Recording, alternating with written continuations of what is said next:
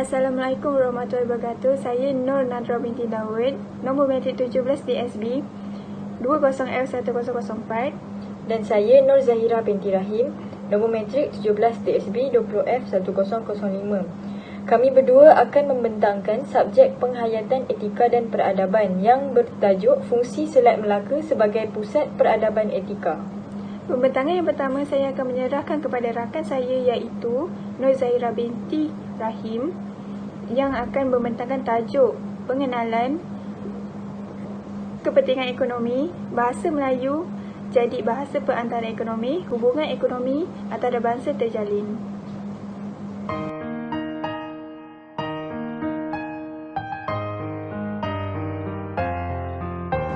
Pengenalan. Pertama, nama Kesultanan Melayu Melaka cukup terkenal pada suatu ketika dahulu dan muncul sebagai pusat perdagangan antarabangsa pada pertengahan abad ke-15. Kedua, Selat Melaka adalah satu bidang perairan yang sempit yang memisahkan semenanjung Malaysia dan Pulau Sumatera di Indonesia.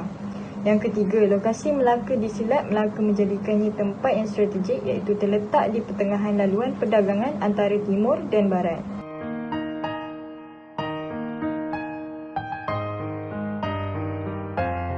Kepentingan ekonomi. Dari segi ekonomi dan strategik, Selat Melaka merupakan salah satu jalur pelayaran terpenting di dunia, sama pentingnya dengan terusan Suez atau terusan Panama.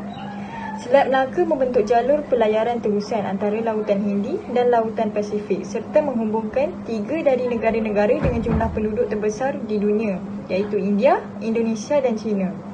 Selat Melaka sangat penting kepada kestabilan ekonomi dunia, khususnya kepada negara Amerika Syarikat, Jepun, China dan lain-lain negara di Asia Tenggara. Selat Melaka menjadi nadi pembangunan bagi negara Pulau Singapura yang terletak di selatan Johor, Malaysia. Singapura mengambil kesempatan dari kedudukannya itu untuk menjadi pelabuhan interport terpenting di dunia. Peningkatan kegiatan kumpulan Abu Sayyaf di Filipina, Gerakan Aceh Merdeka dan Lanun memberi dorongan kepada Amerika Syarikat untuk mendirikan sebuah pangkalan di perairan tersebut. Namun tindakan Amerika Syarikat yang bercita-cita ingin menguasai Selat Melaka ini mendapat bantahan keras dari Indonesia dan Malaysia.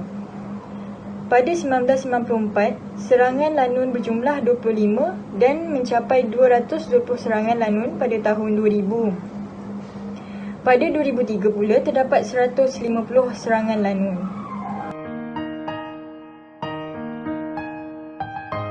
Bahasa Melayu menjadi bahasa perantara ekonomi. Lingua franca atau bahasa perantaraan dalam urusan perdagangan di Melaka adalah bahasa Melayu. Bahasa Melayu merupakan bahasa utama masyarakat di rantau Asia Tenggara dan digunakan dengan meluas oleh pedagang di pelabuhan Melaka. Bahasa Melayu mudah difahami dan pedagang asing tiada masalah menggunakan bahasa Melayu dalam urusan perdagangan. Melaka menjalinkan hubungan perdagangan dengan China. China memasarkan barang-barangnya di Melaka seperti bahan-bahan wangian, permata, sutera, satin, balerang, besi, alat memasak, tembikar dan peluru. Manakala barang utama yang dibawa balik ke China ialah lada, gaharu, candu, rempah dan bahan-bahan hutan Nusantara. Terdapat juga pedagang dari Coromandel yang dianggap terpenting kepada Melaka. Menurut Tom Pires dan Rui Di Brio, menganggarkan 4 hingga 5 buah kapal besar datang ke Melaka dengan setiap tahun dengan nilainya dagangan antara 12,000 hingga 15,000 cruzados membolehkan Melaka memperoleh keuntungan yang besar.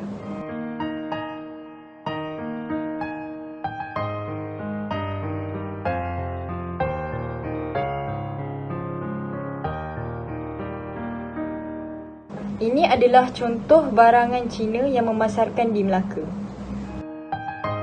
Hubungan ekonomi antarabangsa terjalin mempunyai 7. Pertama, intriport terpenting bagi Melaka di India ialah kembayat. Kedua, semasa angin monsun, mereka bertumpu di kembayat dengan menyediakan senjata, kain bulu, kain saklat, barang tembaga, kismis dan pelbagai barang lain. Ketiga, manakala di kembayat pula, pedagang dari Kahirah, Mekah, Aden, Ormuz, selain yang datang dari kawasan timur Mediterranean dan pesisiran timur Afrika berkumpul berpuak-puak membentuk syarikat sebelum berlayar ke Melaka. Keempat, para pedagang dari pelabuhan Diu, Randir, Surat dan Daman menjadi perantaraan untuk memperdagangkan barang-barang dari pelabuhan Arab seperti Iskandariah, Mekah Ormuz, Aden dan Jeddah. Kelima, kemudiannya membeli berbagai-bagai jenis rempah, jagung dan emas dari Nusantara yang terdapat di Melaka selain membawa balik barangan dari timur jauh untuk diperdagangkan ke India, ke pelabuhan-pelabuhan Arab dan seterusnya ke Eropah. Selain itu, Pegu juga merupakan antara pedagang yang rapat dengan Melaka. Mereka terkenal dari sudut pembinaan kapal. Apabila barang bahan dagangan habis dijual, mereka akan menjual anak-anak kapal kepada saudagar-saudagar di Melaka. Dan akhir sekali, Tom Pires menganggarkan sepanjang bulan Februari dan Mac setiap tahun terdapat ada antara 20 hingga 30 buah kapal kecil datang ke Melaka sama ada untuk menjalankan hubungan dagangan ataupun tukaran barang dengan saudagar dari Melaka. Ini menunjukkan bahawa hubungan Pegu dengan Melaka adalah hubungan terus, bukan secara perantaraan. Pembentangan seterusnya saya akan menyerahkan kepada rakan saya Nur Nadrah binti Daud yang bertajuk Hubungan Baik dengan China Elak Diancam Siam, dan yang kedua Sistem Mata Wang yang digunakan di Selat Melaka.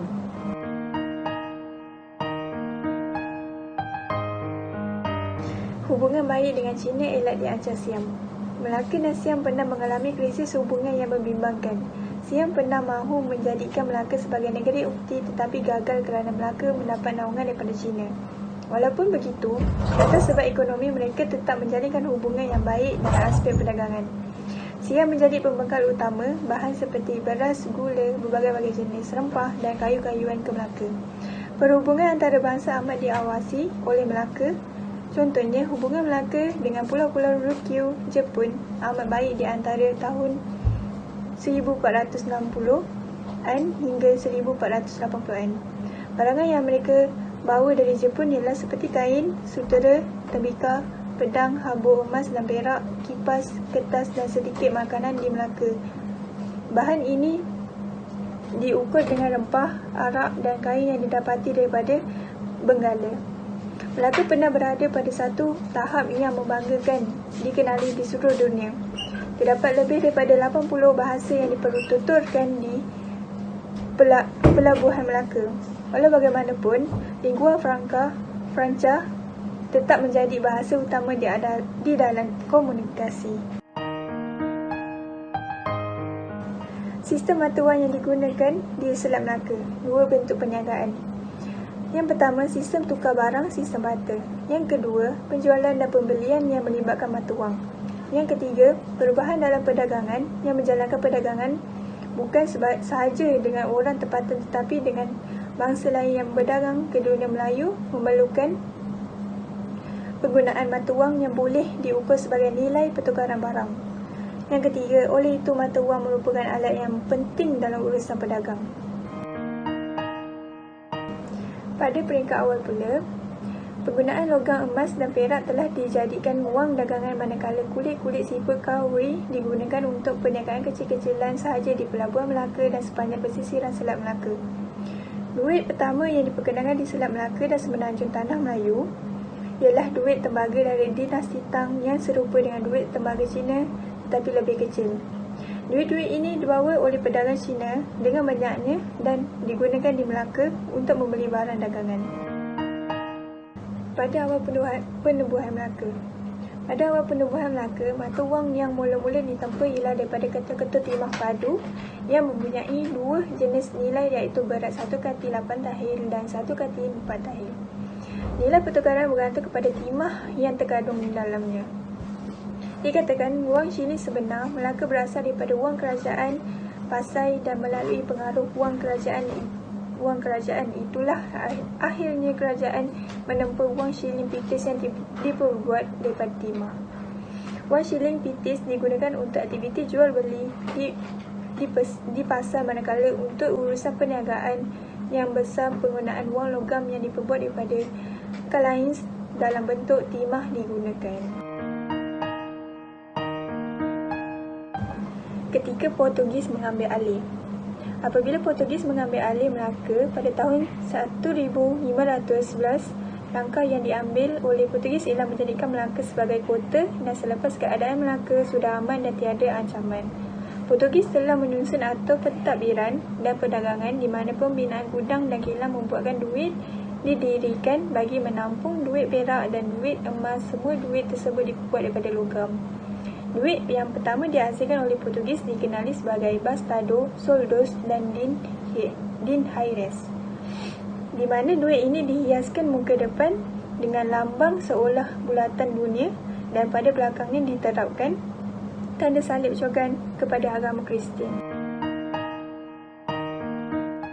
Pemerintahan Belanda. Semasa pemerintahan Belanda di Rantau Nusantara, Belanda tidak mengeluarkan wang khas yang digunakan Melaka atau negeri-negeri Melayu yang lain. Sebaliknya menggunakan duit dolar Sepanyol dan duit emas dan perak dari Netherlands seperti ducats, lion dollars, Ritz dollars, Dutch shillings dan berbagai-bagai jenis nilai lain bagi kegunaan seluruh rakyat Melaka dan pedagang-pedagang yang berada di Melaka dan kawasan jajahannya. Sekian, terima kasih daripada kami berdua. Saya Nur Nadra binti Daud dan saya Nur Zahira binti Rahim. Dan terima kasih juga kepada pensyarah kami iaitu Encik Muhammad Zain bin Sailan yang mengajar dalam subjek Penghayatan Etika dan Peradaban.